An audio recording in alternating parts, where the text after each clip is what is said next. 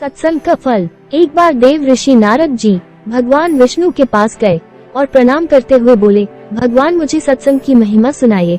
भगवान मुस्कुराते हुए बोले, नारद तुम यहाँ से आगे जाओ, वहाँ इमली के पेड़ पर एक रंगीन प्राणी मिलेगा, वो सत्संग की महिमा जानता है, वही तुम्हें समझाएगा। नारद जी खुशी खुशी इमली के पेड़ के पास गए तो उन्होंने एक रंगीन गिरगिट को उस पेड़ पर बैठा देखा। नारद जी गिरगिट से सत्संग की महिमा के बारे में पूछा। सवाल सुनते ही वो गिरगिट पेड़ से नीचे गिर गया और छटपटाते हुए प्राण त्याग दिया। नारद जी आश्चर्यचकित होकर लौट आए और भगवान विष्णु से उस घटना के बारे में बताया।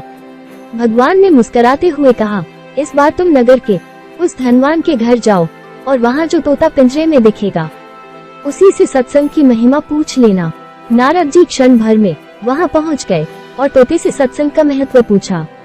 थोड़ी देर बाद ही तोते की आंखें बंद हो गई और उसके भी प्राण पखेरु उड़ गए। इस बार तो नारद जी भी घबरा गए और दौड़े दौड़े भगवान कृष्ण के पास पहुँचे और नारद जी बोले, भगवान ये क्या लीला है, क्या सत्संग का नाम सुनकर मरना ये सत्संग की महिमा है।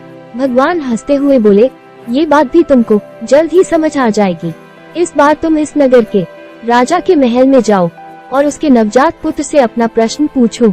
नारद जी तो थर थर कांपने लगे और बोले, अभी तक तो पक्षी ही अपने प्राण छोड़ रहे थे, इस बार अगर वह नवजात राजपुत्र मर गया तो राजा मुझे जिंदा नहीं छोड़ेगा। भगवान ने नारद जी को आशीर्वाद दिया। नारद जी दिल मुट्ठी में रखकर राजमहल में गए, वहाँ उनका बड़ा सत्कार किया गया।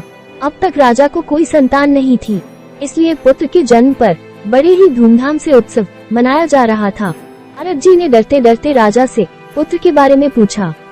नारद जी को राजपुत्र के पास ले जाया गया। पसीने से तर होते हुए मन ही मन श्रीहरि का नाम लेते हुए नारद जी ने राजपुत्र से सत्संग की महिमा के बारे में प्रश्न किया तो वो नवजात शिशु हंस पड़ा और बोला, महाराज चंदन को अपनी सुगंध और अमृत को अपने माधुर्य का पता नहीं होता, ऐसे ही आप अपनी महिमा नहीं जानते, इसलिए मुझसे पूछ रहे हैं। वास्तव में आप ही के क्षण मात्र के संग से मैं गिरगिट की योनि से मुक्त हो गया और आप ही के दर्शन मात्र से तोते की क्षुद्र योनि से मुक्त होकर इस मनुष्य जन्म को पा सका। सानिध्य मात्र से मेरी कितनी सारी योनियां कट गईं और मैं सीधे मानव तन में ही नहीं पहुंचा, अपितु राजपुत्र भी बना। ये सत्संग का ही अद्भुत प्रभाव है। बालक बोला है, ऋषभ अब मुझे आशीर्वाद दे कि मैं मनुष्य जन्म के परम लक्ष्य को पा सकूं। नारद जी ने खुशी खुशी आशीर्वाद दिया और भगवान श्री हरि के पास जाकर सब कुछ बता दिया।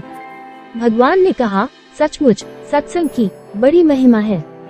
संत का सही गौरव या तो संत जानते हैं या उनके सच्चे प्रेमी भक्त। इसलिए जब कभी मौका मिले सत्संग का लाभ जरूर ले लेना चाहिए। क्या पता किस संत या भक्त के मुख से निकली बात जीवन सफल कर दे।